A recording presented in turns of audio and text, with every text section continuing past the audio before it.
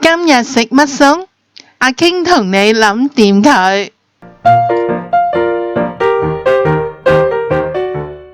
薑蔥魷魚粉絲。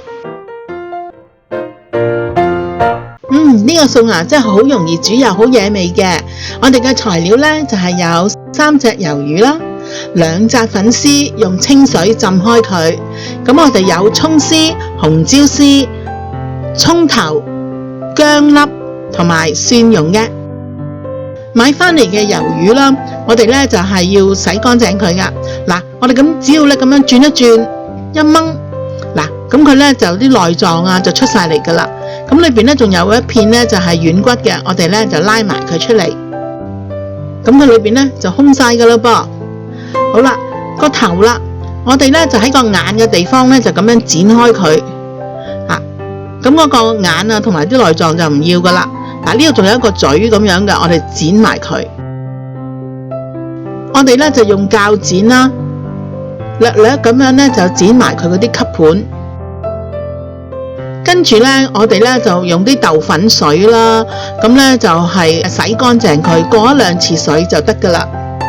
我哋準備個調味料啦，咁就有2茶匙嘅生抽，1湯匙嘅蠔油，1茶匙嘅糖，1湯匙嘅紹興酒，同埋啲胡椒粉。咁我哋呢就將個汁咁樣撈勻佢。落少少嘅雞湯，將浸好嘅粉絲啦，咁我哋呢就放落去呢，就煮腍佢，慢慢煮。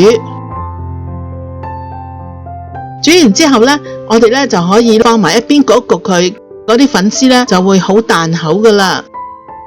咁我將啲粉絲呢就放咗落去個碟底度。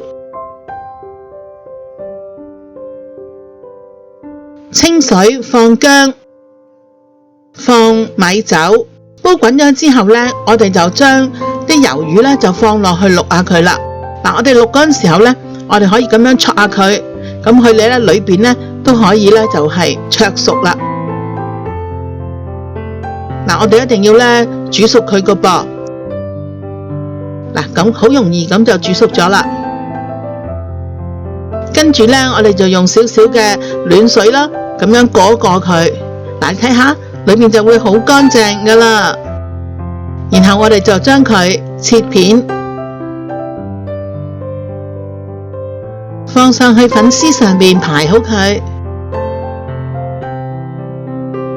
而家我哋可以煮個薑蔥油咯噃，落油，放蔥頭落去爆香佢先，跟住薑粒。聞到薑嘅味道就可以放蒜蓉啦。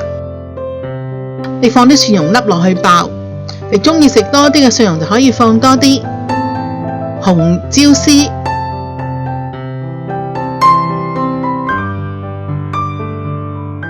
首先做好嘅醬汁呢就可以倒落去煮噶啦。哇，一煮起佢就好香噶啦。咁我哋可以試味嘅。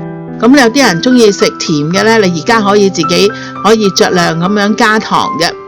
咁我哋跟住呢，放埋我哋嘅蔥絲落去，爆香咗之後，趁熱呢就淋上面。嗱，咁容易煮嘅薑蔥魷魚粉絲就做好啦。啲魷魚呢又好爽滑，啲粉絲呢又吸咗啲雞湯，又好好味啊！想知我下次煮啲咩？快啲訂閱我嘅頻道啦！記住同你嘅朋友分享啊！